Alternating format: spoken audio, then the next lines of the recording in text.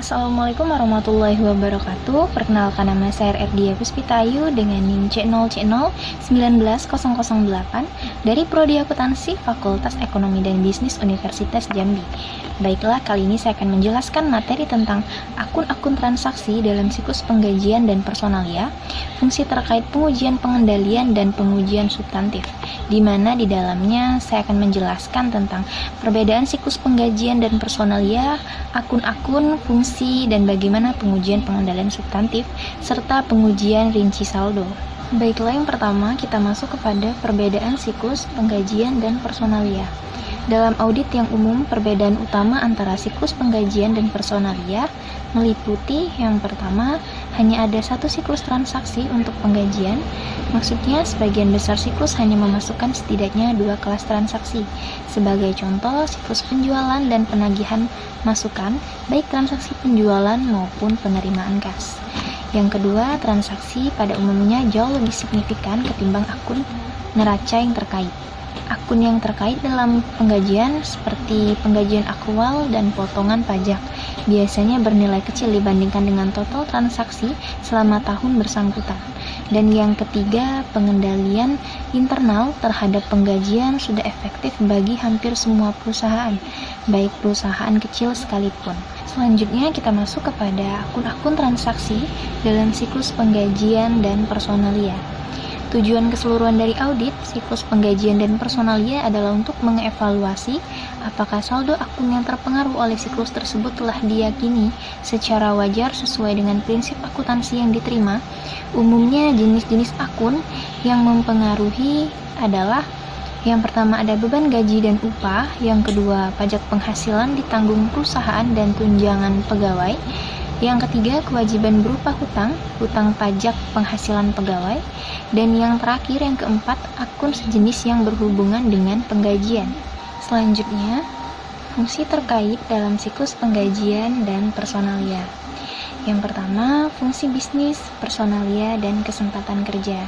Departemen Sumber Daya Manusia menyediakan sumber yang independen untuk mewawancarai dan merekrut personel yang memenuhi kualifikasinya. Kemudian yang kedua, fungsi bisnis pencatatan waktu dan persiapan penggajian. Pencatatan waktu dan persiapan penggajian merupakan hal yang penting dalam audit penggajian karena mempengaruhi secara langsung beban penggajian dalam setiap periodenya.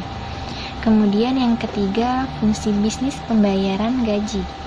Seperti cek gaji ditulis untuk selanjutnya diserahkan kepada karyawan sebagai pertukaran atas jasa yang dilaksanakan. Kemudian ada rekonsiliasi rekening bank penggajian, merupakan hal yang penting bagi semua akun kas, termasuk penggajian untuk menemukan kesalahan atau kecurangan. Dan fungsi yang terakhir, fungsi bisnis penyiapan SPT pajak, penggajian dan pembayaran pajak, yaitu ada formulir W-Strip 2, adalah formulir yang dikirim setiap karyawan yang mengiktisarkan penghasilan karyawan selama tahun kalender termasuk pembayaran kotor, pemotongan pajak penghasilan, dan pemotongan jaminan sosial.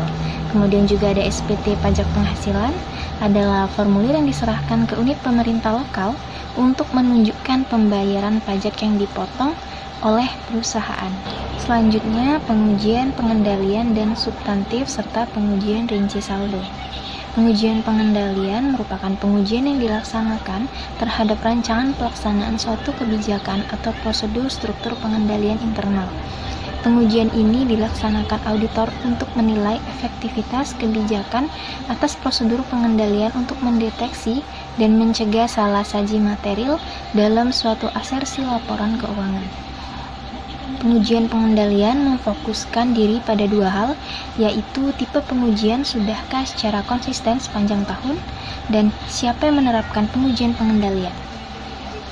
Kemudian ada 2 tipe pengujian pengendalian, yaitu concurrent test of control, yaitu pengujian pengendalian yang dilaksanakan auditor seiring dengan prosedur untuk memperoleh pemahaman mengenai SPI klien. Dan yang kedua, pengujian pengendalian tambahan atau yang direncanakan, yaitu pengujian yang dilaksanakan auditor selama pekerjaan lapangan.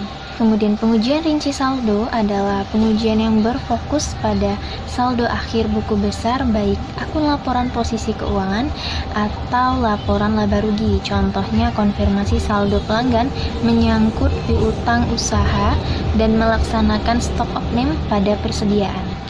Baiklah, itulah tadi video penjelasan dari saya tentang materi akun-akun transaksi dalam siklus penggajian dan personalia, masih terkait pengujian pengendalian dan pengujian substantif. Semoga video ini bermanfaat bagi yang menonton dan yang mendengarkan.